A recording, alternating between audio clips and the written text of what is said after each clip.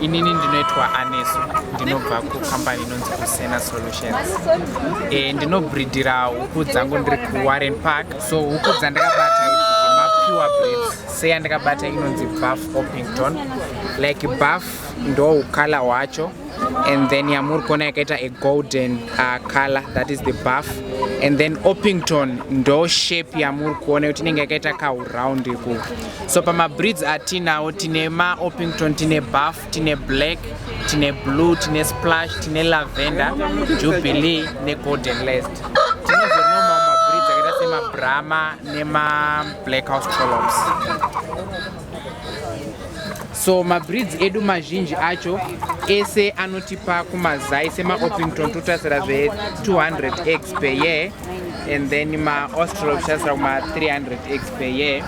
Kana takatarisa weight so anorange kuma 4.5 kana ari ma females machongwe acho tichido machongwe acho tichido ma 4.5 ma females ma 3.5 kgs. And then ma Brahma edu vakare anosvika kuma 7 kgs kana dzichinge dzakura. So ma breeds edu ma heavy breeds and ari ma soft feather breeds.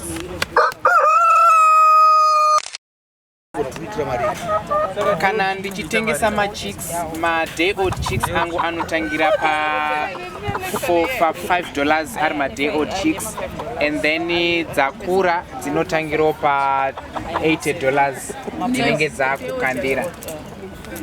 $80 huku one. $80 huku one. Ndo yakachipa yacho. Ko dzinenge dzakudhurisisa dzadzoshika pachi. Dzinenge dzakudhurisisa ma $300. Ndine rimwe breed rinonzi yosimudzira kana kuti the black chicken, yekuti nyama yacho ndeye black, matumbu